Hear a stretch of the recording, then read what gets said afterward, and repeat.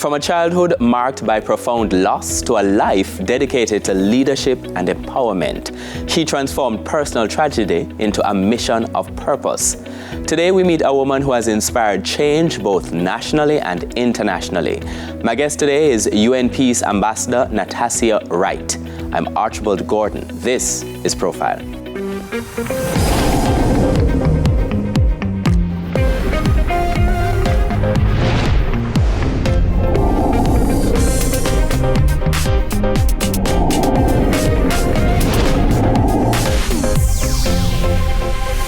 Natassia Wright, welcome to Profile. Thank you so much for having me. Absolutely beautiful story. So much to talk about, but let me start for our guests who may not be as familiar with you with a little bit of a Cliff Notes summary. So, co-founder of Mind Food International. That's correct. United Nations Peace Ambassador, Governor General's Awardee for Leadership, HR and leadership consultant, and just before the interview, we're talking about some of the work that you have done in that field. Busy days, advocate for youth development. That's where you also spend a good portion of your days. Yes. Survivor of early personal tragedies and an inspirational speaker and author. When you think and you listen and you hear all of these different kind of things, first of all, what kind of emotions come to mind? It's all so surreal that half the time I'm thinking that it's somebody else. And not necessarily me, but I can't say proud, humbled by the fact that I've been able to do this much by God's grace. So humbled is the word. And quite a story, but let's start with the early days in Allman Town. Yes. And how that kind of the environment that you grew up with and how that sort of shaped your initial perspective on life. I can tell you that when we say we're poor because of where we were raised, I can tell you I never went to bed hungry, but there were some things that we lacked, and that was because of the environment and what it produced. But I remember coming home from school, only 10 years old, going to primary school, came home only to find our house that we were living in, quite a number of us as relatives, completely displaced. That house burnt down that day. Wow. While I was at school. And we lost everything. There was nothing that we were able to save. I was definitely left with only my Girl Guides uniform I had on that Friday. And that was traumatic for me because I've never seen anything like that happen. Months after, came home, and this time, my great-grandmother, she was the one to say to me, Sade, that's my nickname, hear your father dead. Oh, wow. And so stunned by that news, I could not say anything.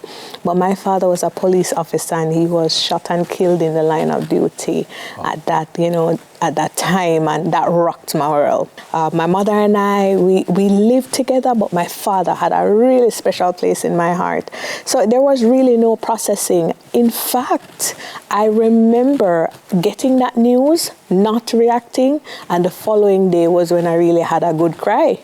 I continued along school, ended up passing for Wolmer's High School for Girls, passed GSAT, and pretty much continued with life, my mother and I had a younger brother, but it was really heartbreaking to have lost my dad at that age. Let's talk a little bit about the educational journey. Yes. And how that kind of shaped your life as well. What kind of difference did Wolmer's make? That's a great question. So I realized from early on that I could not control many variables in life.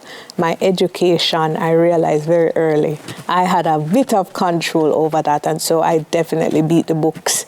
And my mother was there to remind me that for us to get out of this circumstance, you're going to have to do well in school. What was she saying? Oh my mom had some very unique ways of telling me that, listen, I don't want you growing up to do what I did. She was a nanny. And I would say to her, nothing is wrong with what you're doing. But I understood what she meant. And throughout that journey at Wolmer's, I kept remembering her explain that she wanted better for me.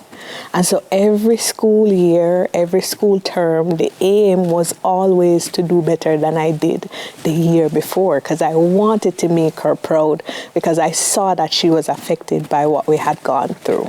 So that's how you're doing academically. How were you participating generally in school life? Oh, wow. I was always a nerd.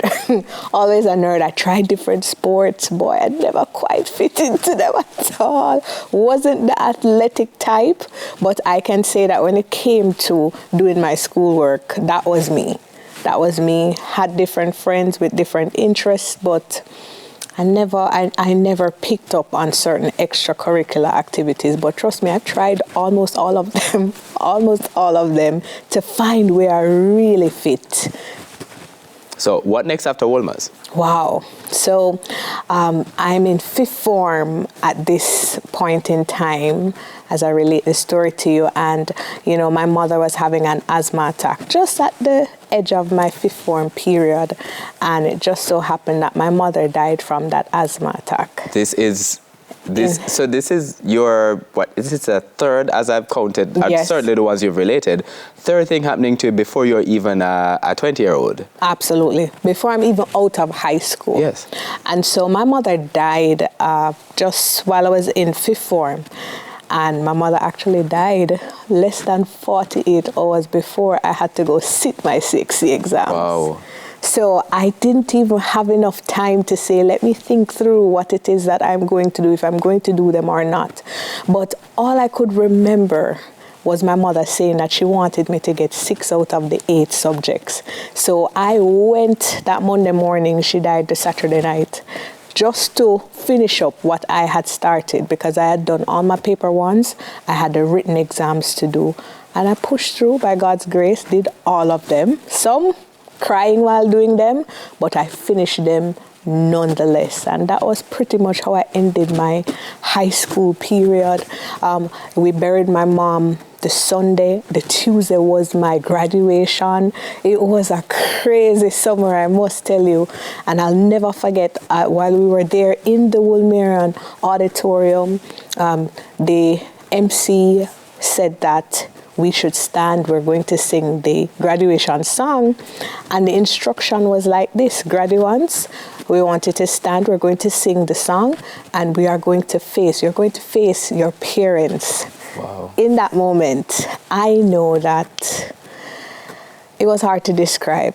But if I got 2 lines out of that song, I got quite a bit. But it was a very heart-wrenching period for me. I'd imagine, so much to talk about in terms of what happens after that, but we have to take our first break on Profile. Coming up, we're going to be delving into Natassia's professional journey, exploring how she built a platform to empower others and the challenges she overcame along the way. Stay with us. We're back with you after these messages.